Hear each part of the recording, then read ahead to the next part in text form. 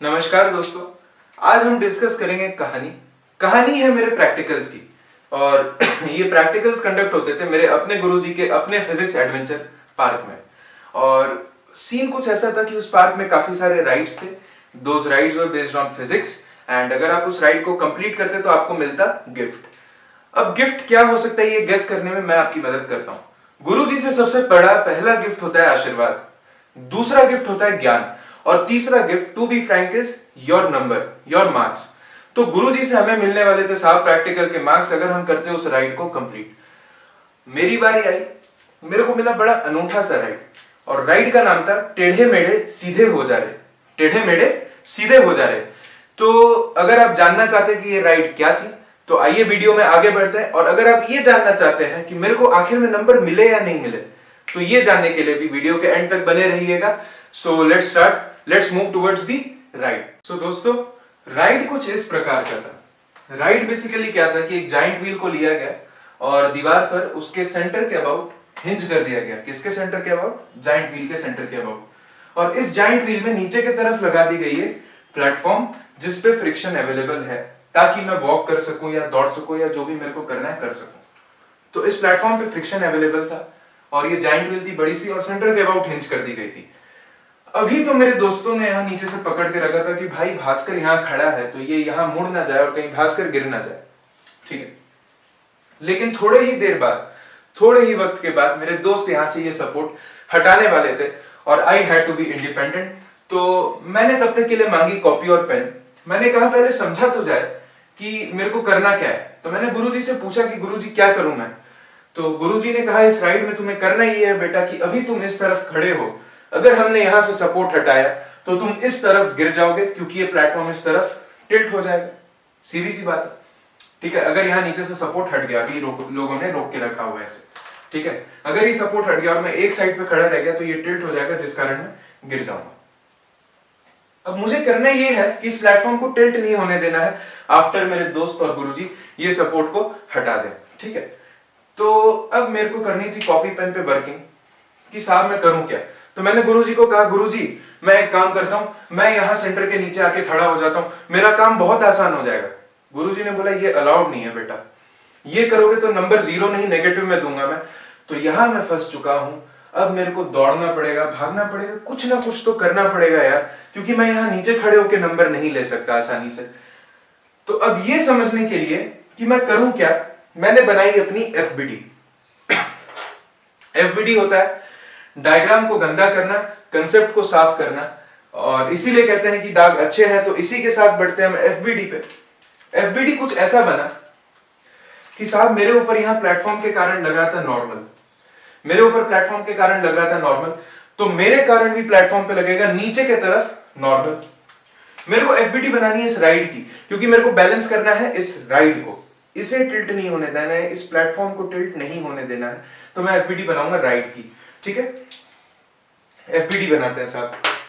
तो सबसे पहली चीज, प्लेटफॉर्म पे नीचे की तरफ लग रहा होगा मेरा नॉर्मल, और नॉर्मल की वैल्यू होगी बराबर किसके? तो साहब mg के, ठीक है। नॉर्मल की वैल्यू होगी बराबर mg के। ये बात हमारे समझ आ गई। दूसरी चीज, अब मैं मान लेता हूं कि मेरे को इसे बैलेंस करने के लिए इस तरफ दौड़ना पड़ेगा। और इसमें मानने की बात क्या है, मेरे को सीधी सी बात है इसी तरफ दौड़ना पड़ेगा क्योंकि ये चीज यहां टिल्ट होने वाली है अगर मैं यहां खड़े रहूंगा तो मुझे उस तरफ मूव करना पड़ेगा ताकि जितने देर में ये इधर टिल्ट हो मैं वापस उसको इधर ले आऊं, वहां टिल्ट हो तो वापस यहां ले आऊं। तो बेसिकली मेरे को सेंटर की तरफ मूव करना पड़ेगा। अब मैं अगर सेंटर की तरफ मूव कर रहा हूं तो मेरे को मूव कराने वाली फोर्स होगी फ्रिक्शन, ठीक है। तो मेरे ऊपर फ्रिक्शन लग रही होगी सेंटर की तरफ। मेरे ऊपर फ्रिक्शन अगर सेंटर की तरफ लग रही है तो प्लेटफॉर्म पे फ्रिक्शन लग रही होगी पीछे की तरफ यानी कि आउटवर्ड्स, ये मेरे फिंगर के डायरेक्शन में, ठीक है। अब मैं मान लेता हूं कि इस पॉइंट पर मैं एक्सेलरेशन a से मूव कर रहा हूं, इस पॉइंट पर मैं एक्सेलरेशन a से मूव कर रहा हूं सेंटर की तरफ। तो मेरे ऊपर जो फ्रिक्शन लग रहा होगा वो होगा ma। सीधी सी बात है क्योंकि मैं बेसिकली हॉरिजॉन्टल डायरेक्शन में दौड़ किस कारण पा रहा हूं? फ्रिक्शन के कारण। तो मेरे ऊपर फ्रिक्शन उस डायरेक्शन में लग रहा होगा ma, it is providing me a horizontal acceleration of magnitude a। तो प्लेटफॉर्म पे पीछे की तरफ कितना फ्रिक्शन लग रहा होगा? कहेंगे साहब वो भी लगेगा ma, डायरेक्शन बस होगी उल्टी। तो ये आ गया हमारे पास दूसरा फोर्स। प्लेटफॉर्म पे बाहर की तरफ लगेगी फ्रिक्शन, और इसकी वैल्यू है कितनी, m इंटू ए।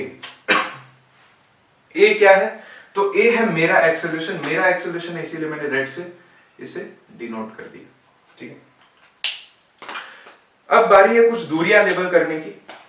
ठीक है, तो दूरियों को लेबल करते हैं।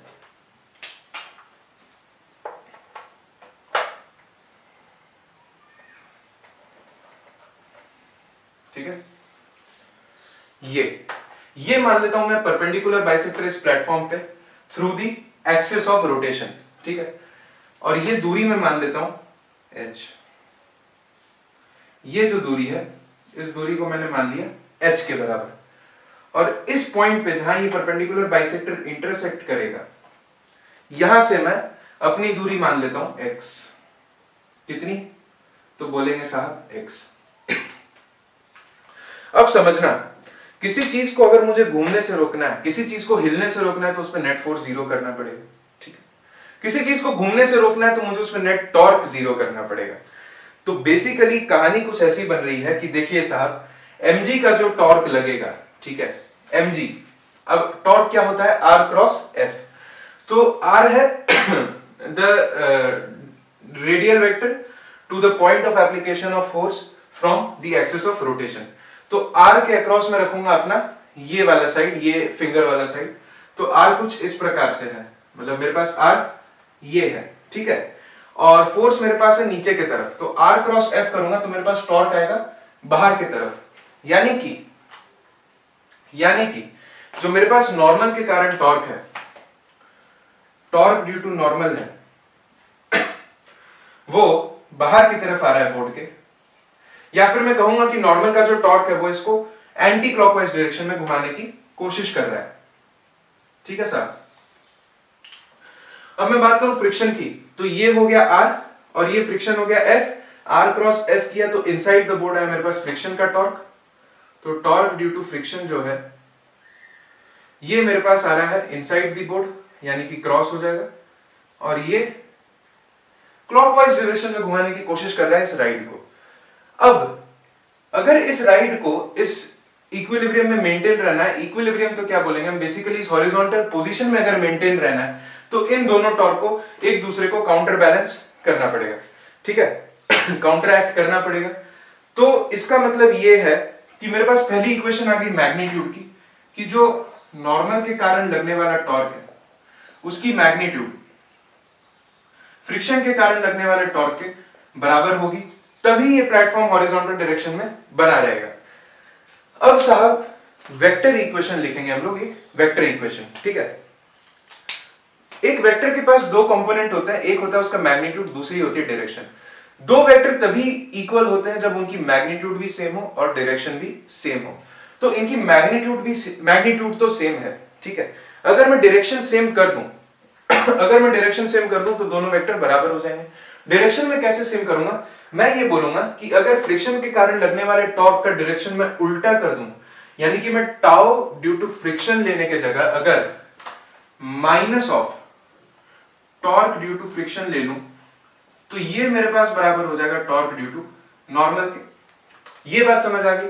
ठीक है, अब बारी है टॉर्क लिखने की। ठीक है, तो टॉर्क कैसे लिखा जाता है साहब, फोर्स को एज इट इज रखना है और एक्सिस ऑफ रोटेशन से फोर्स के परपेंडिकुलर जो कंपोनेंट है उस डिस्टेंस से आप मल्टीप्लाई कर देंगे तो आपके पास आ जाएगा टॉर्क।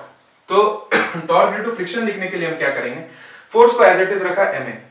अब एक्सिस ऑफ रोटेशन से पॉइंट ऑफ एप्लीकेशन की दूरी तो ये है, ये दूरी है, लेकिन इसका परपेंडिकुलर कंपोनेंट जो फ्रिक्शन के परपेंडिकुलर वो क्या है, h है।